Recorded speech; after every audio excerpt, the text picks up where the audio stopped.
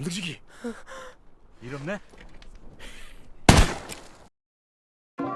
Halo, assalamualaikum cuy. Kembali lagi nih sama Mamang Capruk dan semoga kalian gak bosen ngedengerin caprukan Mamang kece yang satu ini. Kali ini kembali Mamang akan membahas buah alur cerita film perang dari negeri Opa-Opa Sarangheo yang dirilis pada tahun 2011. Film ini dibuat oleh sang sutradara Jang Hon berdasarkan dari sebuah sejarah alias kisah nyata pasca Perang Dunia Kedua. Oke lah, tanpa berlama-lama, yuk langsung aja, mari kita tonton.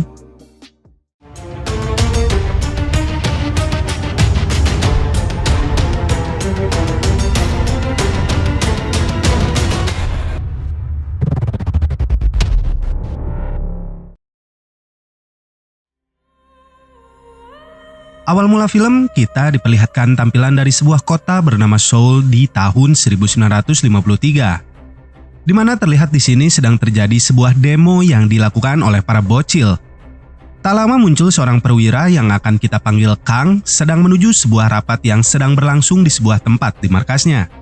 Di sini juga tengah terjadi sebuah adu pendapat atau debat untuk menentukan batas garis demarkasi militer antara seorang jenderal dari Korea Utara dengan salah satu jenderal dari pihak PBB.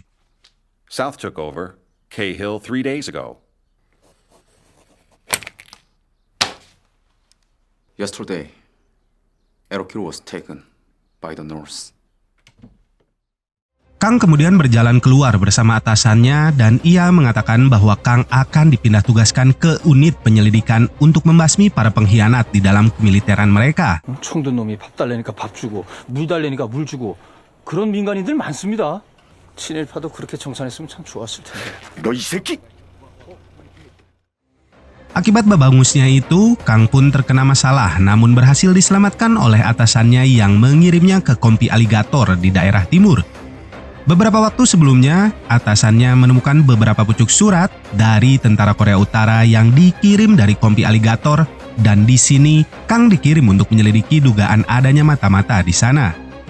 Hal itu juga diperkuat dengan tewasnya mantan komandan di Kompi tersebut oleh jenis senjata yang sama dengan senjata milik para perwira mereka. Di sana juga terdapat sebuah bukit bernama Aerok tanpa Yamaha yang menjadi lokasi penting bagi Korea Utara maupun Korea Selatan dalam menentukan wilayah mereka. 혹시 김수혁이라고 알아? 그 친구 악어 중대에 있다는데. Scene kemudian mundur ke 3 tahun sebelumnya di mana terlihat Kang sedang bertahan dari gempuran pihak Korea Utara bersama dengan rekannya yang bernama Kim So-hyuk.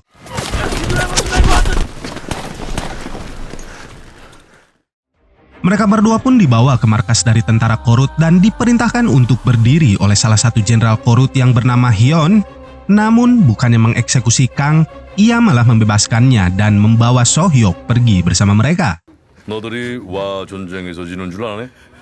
이 전쟁 일주일이면 끝난다. 전쟁이 끝나면 해방조국에서 만나자.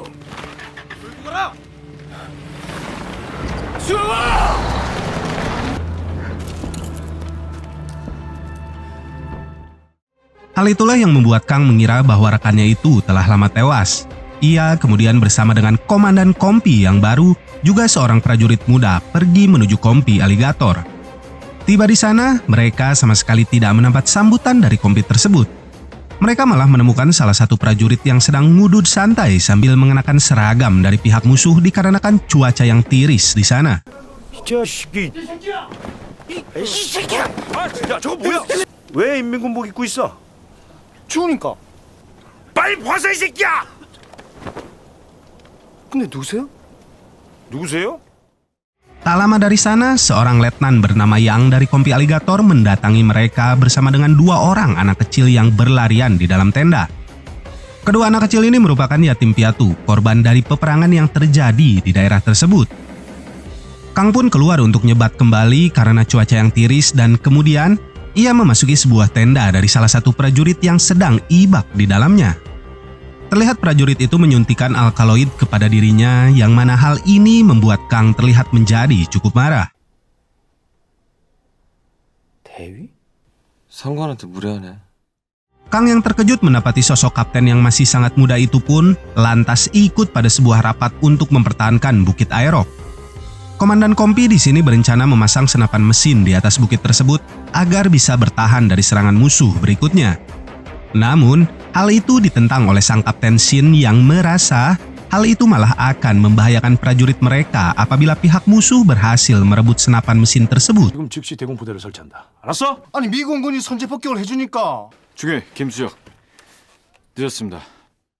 Senang dikarenakan bertemu kawan lamanya, Kang pun kembali nyebat kuntung yang tadi belum ia habiskan bersama dengan Sohyok yang kini telah menjadi seorang perwira berpangkat letnan. Kang kemudian mengembalikan kalung pengenal dari kawannya itu yang dulu sempat terjatuh saat mereka menjadi tawanan pihak musuh. Kang juga mengatakan tujuannya berada di sana kepada kawannya itu, lalu mereka berdua menghadiri sebuah pesta penyambutan Komandan Kompi yang baru di malam harinya. 뭐야 이거? 거의 물이잖아. 자, 전시에 이렇게라도 자리를 마련해 주신 연대장님을 위해서 우리 다 같이 건배하자. Singkat waktu, pesta pun berlangsung meriah dengan artis undangan yang lebih menyerupai lampir berjoget menghibur para prajurit di sana. Letnan yang kemudian mulai menceritakan masa lalunya kepada Kang yang merupakan orang baru di kompi tersebut. Dan tak lama, datang seorang pria yang menanyakan tentang keberadaan dari peleton miliknya. 먹어. 야, 이상하게 그 정신 좀 차리라. 어? 여긴 포항이 아니래도. 포항? 다들 왜들 그래? 어? 다 지난 일이야. Sedangkan Kang yang pergi mengikuti Sohyok keluar tenda, kemudian berbincang tentang kapan perang ini akan berakhir. Di mana wacana dari gencatan senjata sudah ada sejak 2 tahun lalu, namun mereka masih berperang sampai saat ini. 공전회담 시작한 지가 2년인데. 씨발 장난하는 것도 아니고. 회담장 분위기는 잘 모르겠어. 노래 죽네? 보서 이 아들의 명비는 자장가 sama. Di keesokan paginya, Komandan Kompi memberitahukan bahwa Bukit Aerok telah kembali direbut oleh musuh bersama dengan senapan mesin yang mereka pasang sebelumnya. Akibatnya, mereka semua kembali harus merebut bukit tersebut di tengah dinginnya cuaca di luar sana. Di tengah perjalanan, para prajurit ini berbicara tentang seorang sniper musuh yang mereka sebut dengan si 2 detik. Dan setibanya di bawah Bukit Aerok, mereka mendapati prajurit Korut yang tengah bersiap memasang pertahanan. Sohyok kemudian menyamar dengan seragam musuh yang mereka bawa, lalu pergi ke lokasi musuh untuk memastikan jumlah mereka. 그 무전기 고장난 거 아닙니까? 네, 그 신발로 했잖아.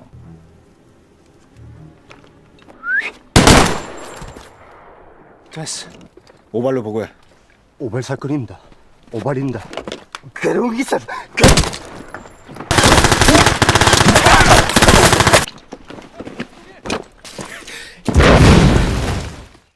Mereka semua kembali bergabung ke kompinya yang sudah bersiap untuk menyerang Bukit Aerok. Setelah pesawat prajurit Amerika membombardir bukit tersebut, barulah Kapten Shin memerintahkan anak buahnya untuk segera maju menyerang para musuh.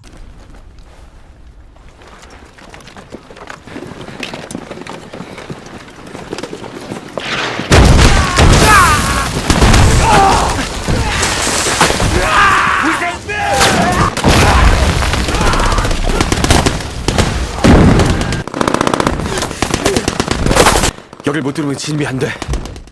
Pertempuran sengit pun terjadi di bawah bukit tersebut. Kapten Shin kemudian berlari ke arah senapan mesin yang menjadi penghambat laju mereka.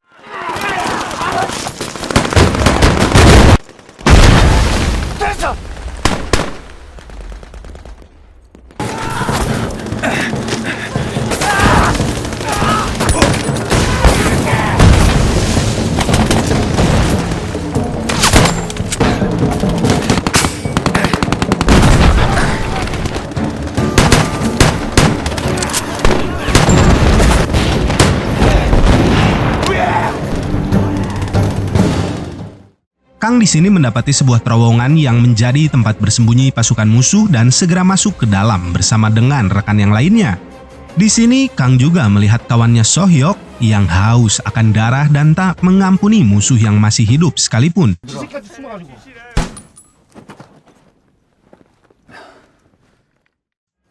Sedangkan si bocah Nam berhasil membunuh musuh pertamanya di pertempuran tersebut.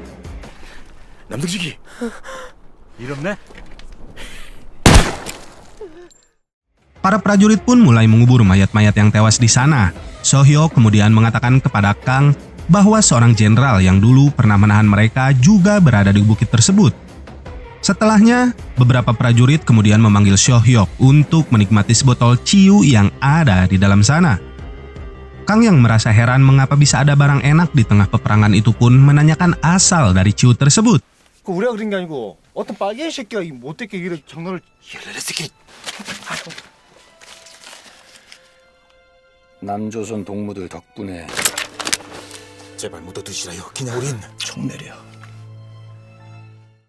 Akibat hal itu, Sohyok akhirnya menceritakan kejadian sebenarnya yang terjadi di sana. Selama beberapa puluh kali Bukit Airok berpindah tangan, ia dan para prajurit lainnya ternyata saling bertukar barang dengan para prajurit komunis dari Korut. Mereka juga mengirimkan surat-surat yang ditujukan kepada keluarga dari tentara komunis yang berada di wilayah selatan, dan sebagai imbalannya, para prajurit Korut akan memberikan mereka makanan dan juga udut kretek. 어차피 다시 올라올 테니까. 이거 뭐야? 제가 하겠습니다. 너희 씨발 내 다 죽여버릴 거야 이 개새끼들! 아니 왜 그렇습니까? 항상 그랬듯이 고지를 빼앗겼다가 다시 찾은 어느 날이었어. 야, 이 새끼야. 이거 술인데? 버려. 후회하실까봐 한 번만. 몰라 씨발 나 그냥 죽여도 좋아.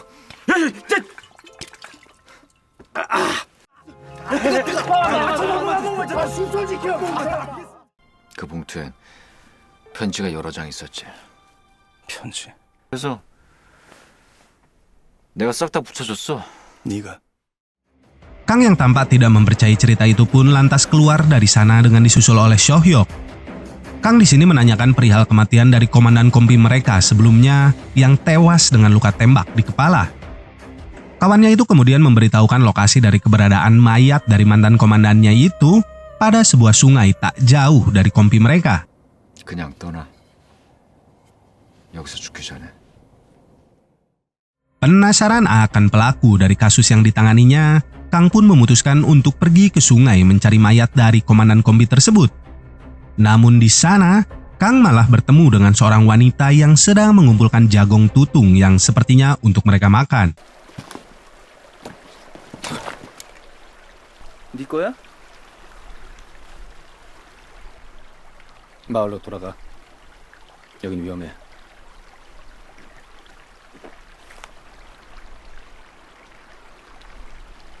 초콜릿이야. Di keesokan harinya, pertempuran demi pertempuran kembali terjadi di bukit tersebut demi mendapatkan kepemilikan dari Bukit Airok.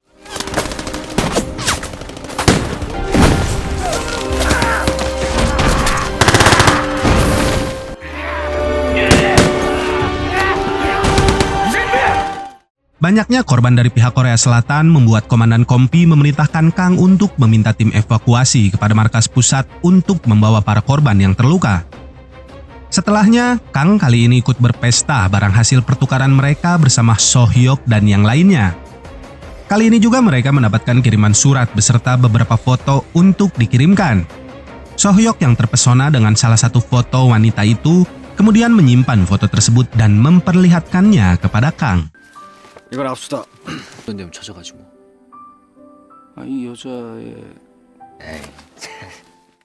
Setelah mereka puas berabok ria, mereka kembali melakukan rapat untuk menghabisi sniper dengan julukan 2 detik yang diduga telah menghabisi pasukan mereka yang berada di lembah timur. Sniper ini telah memodifikasi senjatanya yang membuat suara dari senapannya baru terdengar setelah peluru berhasil mengenai targetnya. 그런 놈을 어떻게 잡아? 10명만 뽑아가겠습니다. Sohyok bersama 10 orang lainnya termasuk juga Kang akhirnya berburu sniper itu dan berhenti untuk beristirahat pada sebuah bukit. Nam yang sedang papang ini sempat diherian oleh salah satu seniornya yang iri dengan otong milik Nam. Merasa sang senior nafsu birahi kepadanya, Nam lalu menyingkir dari sana. Namun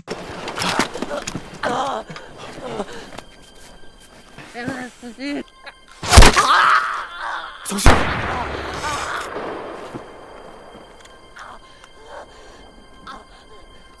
한 발 더 써야 돼. 뭐? 한 발 더. 됐어, 잡았어.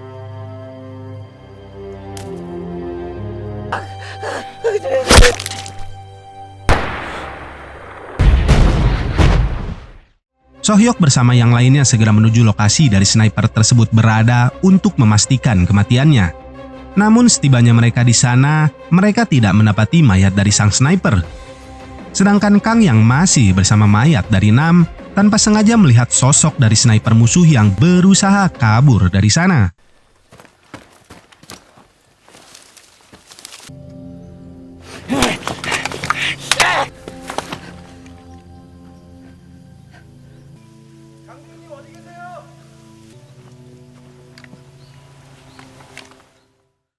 Sang sniper yang ternyata adalah wanita yang sempat bertemu dengan dirinya ini ternyata merupakan penembak jitu andalan dari pihak Korut yang dipimpin oleh Jenderal Hyun.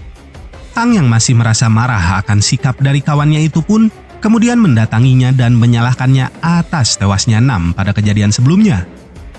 Di saat adu argumen sedang terjadi, kedua anak yatim piatu yang berada di camp tersebut tiba-tiba datang dan salah satu bocah perempuan menanyakan perihal tangannya yang akan tumbuh kembali saat ia dewasa nanti. Tapi apa kalian tahu jawaban dari Sohyok?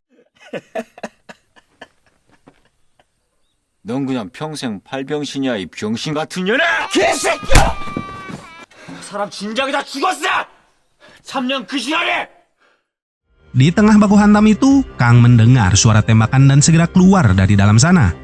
Di luar terlihat prajurit stres yang muncul di awal film sedang menyandra salah satu prajurit dengan menggunakan sebuah senapan. Prajurit ini terus saja mengoceh dan mencari peleton 2 yang merupakan pasukannya dulu di kompi tersebut. Melihat hal tersebut, Kapten Shin kemudian mendekatinya dan berusaha untuk menyadarkan si prajurit stres tersebut.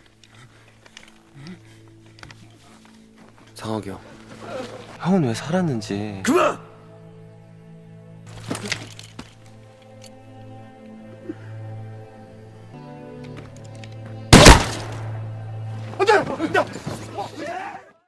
Akhirnya, Sohyok berbicara kepada Kang tentang apa yang sebenarnya telah terjadi di Pohang yang mengakibatkan prajurit tersebut menjadi stres berat. Dulu saat mereka berada di sebuah pertempuran di daerah Pohang, Shin, Sohyok, dan juga prajurit lainnya yang kalah jumlah itu berusaha menyelamatkan diri dengan menaiki sebuah kapal. Namun kapal tersebut kelebihan muatan yang mengharuskan sebagian dari pasukan mereka ditinggalkan di sana. Sempat terjadi baku tembak antar sesama prajurit Korsel dikarenakan masing-masing dari mereka ingin selamat.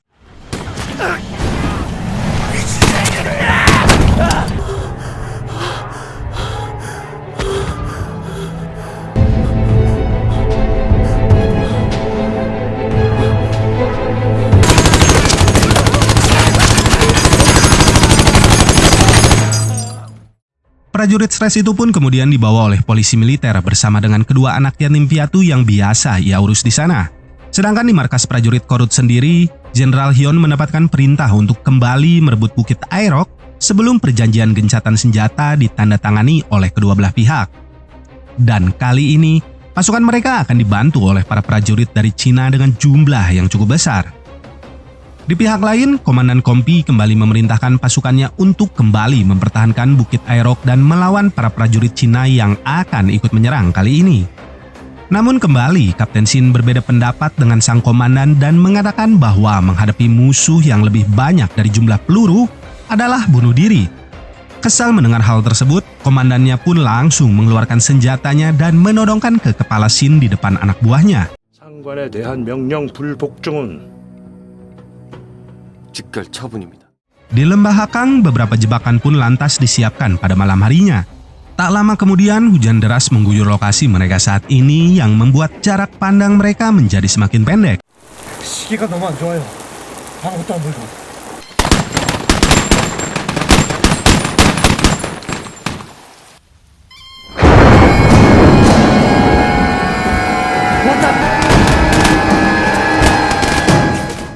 Merasa tak akan bisa menahan serangan musuh, Sohyok pun melaporkan hal itu kepada komandannya untuk meminta bantuan kepada markas pusat. Namun di sini markas pusat malah menyuruh mereka untuk tetap mempertahankan Bukit Airok dengan jumlah prajurit yang ada. Sang komandan yang menjadi stres akibat hal itu pun kembali menodongkan senjatanya kepada salah satu prajurit. 중대장님, 안 됩니다.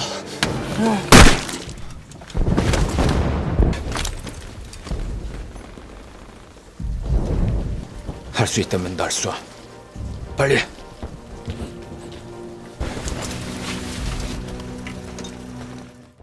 Pertempuran kembali terjadi di mana Kang dan yang lainnya masih dikejar oleh prajurit musuh. Letnan Yang di sini harus tewas diakibatkan menyelamatkan salah satu prajurit yang terluka.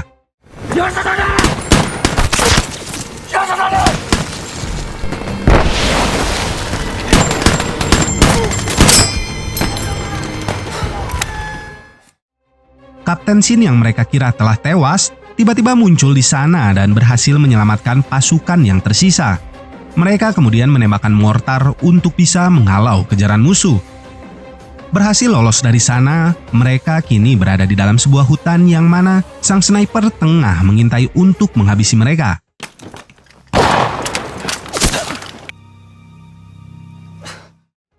Sohyok yang terkena tembakan itu kemudian memerintahkan yang lainnya untuk berpencar agar bisa selamat. Sedangkan dirinya sendiri berusaha untuk membunuh sang sniper.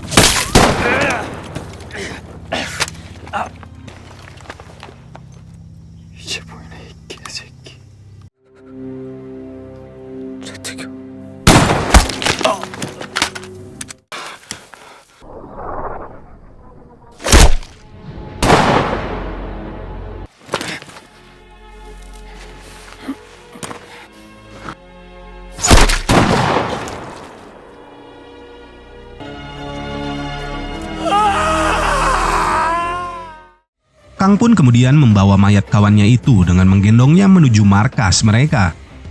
Sedangkan di pihak Korut, Jenderal Hyun, Taekyong, dan seorang perwira sedang menikmati barang hasil pertukaran setelah berhasil merebut kembali Bukit Airok.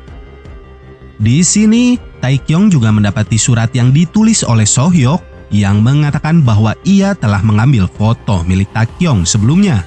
Tak berapa lama kemudian, masuk seorang prajurit yang mengatakan bahwa perang telah usai. 휴전이랍니다.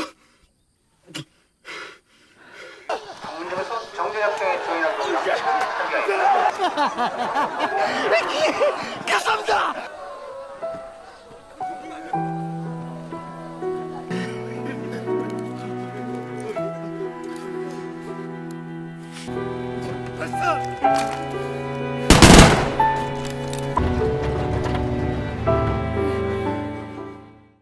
Mereka pun merayakan berakhirnya peperangan di Bukit Airok dengan mabar alias mandi bareng di sebuah walungan. Tak berselang lama, para prajurit Korut melintas di walungan tersebut dan hampir terjadi adu tembak di antara keduanya. Namun dikarenakan gencatan senjata sudah ditandatangani, akhirnya kedua belah pihak tidak jadi saling menembak. Kang di sini kemudian menghampiri mereka dan memberikan foto yang disimpan oleh sahabatnya sebelumnya kepada Taekyong. Tak berapa lama, salah seorang jenderal kemudian mendatangi kompi mereka dan mengatakan bahwa gencatan senjata dimulai pada jam 10 malam hari dan memerintahkan mereka untuk kembali merebut Bukit Airok. Yang artinya mereka harus bertempur habis-habisan selama 12 jam ke depan sampai gencatan senjata resmi berlaku. Begitupun halnya di pihak Korut yang juga mendapatkan perintah yang sama untuk mempertahankan Bukit Airok dari serangan musuh. Di Bukit Airok, cuaca kini diselimuti kabut tebal yang membuat kedua belah pihak dari mereka masih menunggu untuk menyerang. Terdengar sayup-sayup suara dari nyanyian sebuah lagu yang dinyanyikan oleh para prajurit Korut, yang mana itu adalah lagu yang biasa dinyanyikan oleh Nam sebelumnya.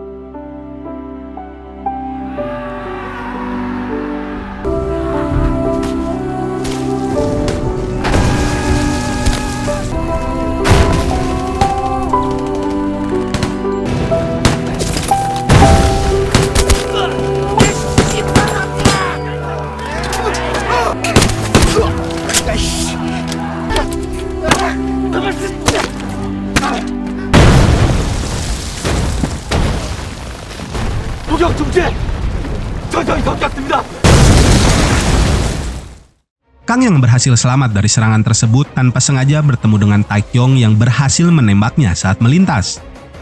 Kehabisan peluru, Taekyong pun segera mengambil sebuah pisau untuk membunuh Kang. Namun, sayangnya malah Kang yang berhasil menusuk Taekyong tepat di buah dadanya.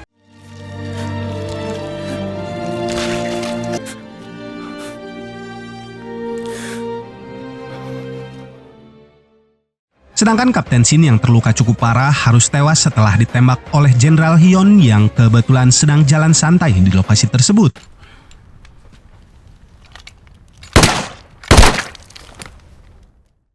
Jenderal Hyun dan Kang yang berhasil selamat kemudian abok bareng di dalam gua favorit mereka.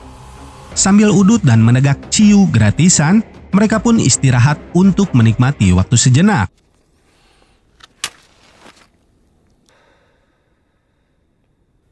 뭐 하나만 물어보자. 니들이 왜 치는지 아냐? 싸우는 이유를 모르기 때문이다. 잊어버려서. 정계협정 5조 63항에 따라 전 전선의 전투를